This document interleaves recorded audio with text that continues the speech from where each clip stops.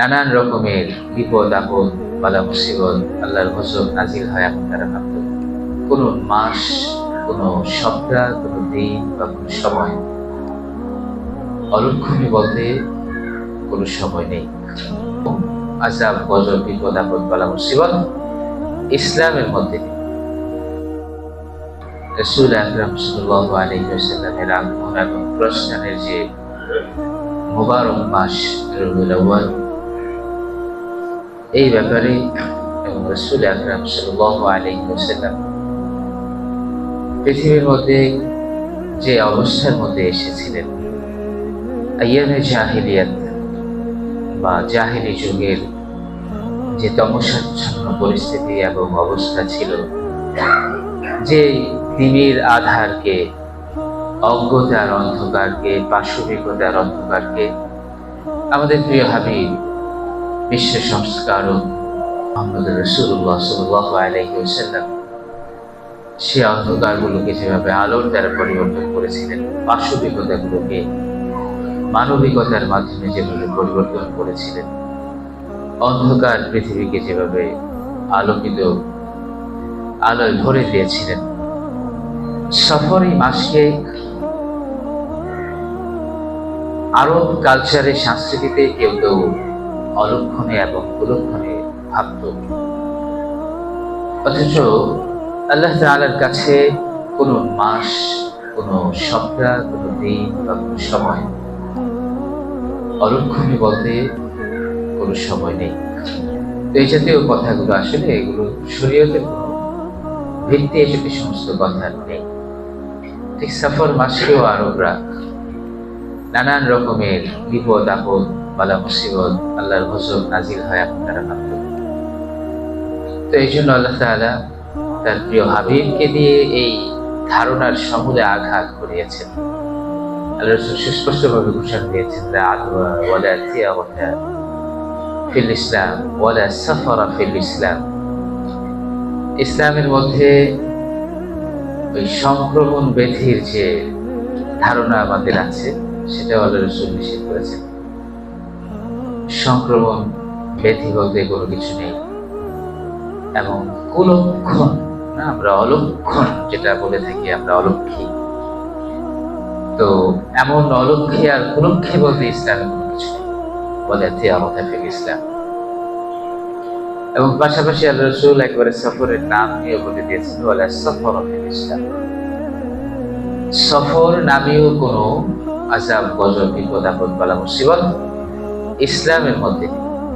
এটা যদি তোমরা কেউ ধারণা করে থাকো, তোমরা কেউ নিজেরা বানিয়ে থাকো এমন কিছু, তাহলে এটা দাফন করে দাও।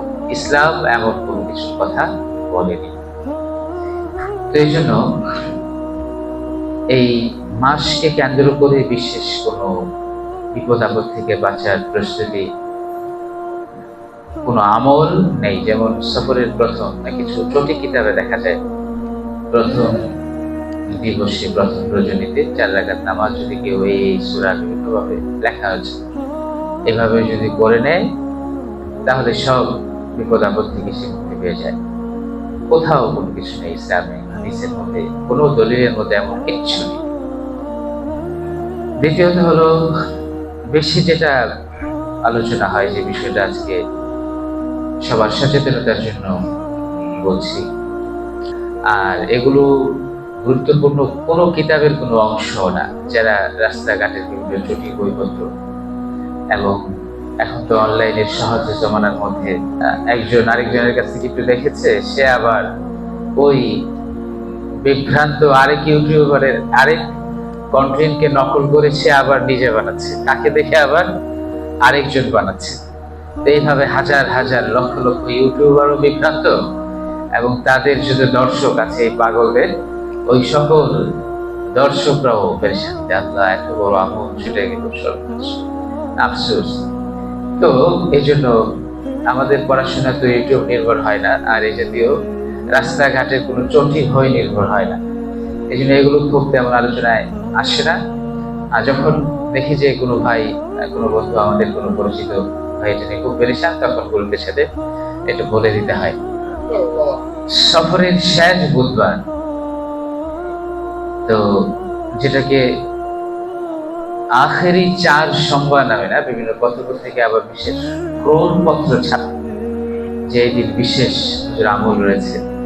আমলের মধ্যে রাতে বিশেষ নামাজ আছে। আল্লাহ রাসূল এই দিন সুস্থ হয়েছিলেন এবং তারা যেটা বলে আর কি, অনেক অসুস্থতার পরে এই দিনে সুস্থ হয়েছিলেন। এই জন্য সাহাবায়ে কেরাম অনেক খুশি হয়েছিলেন। তো আমরা যেহেতু আল্লাহ রাসূলের উম্মত, আমাদের খুশি হওয়া জরুরি। এই জন্য দিন আমরা খুব ভালো খাবার দাবার খাবো এবং পাশাপাশি এই বিশেষ এই পদ্ধতিতে আমল করব। তারপর আল্লাহ রাসূল সুস্থ হয়ে গোসল করেছিলেন, আমরা অবশ্যই এই দিনের আমল গোসল করে করবো না, এটাও বলা হয় আমল।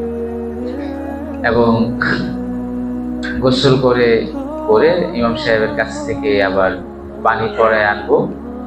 ওই পানি যদি আমরা খাই তাহলে আর কখনো আমাদের দেহের মধ্যে কোনো রোগ হবে না, আর যদি কোনো রোগ থাকে সেটার সাথে সাথে ভালো হয়ে যাবে। তো এটা হলো এই দিনের বিশেষ ফজিলত।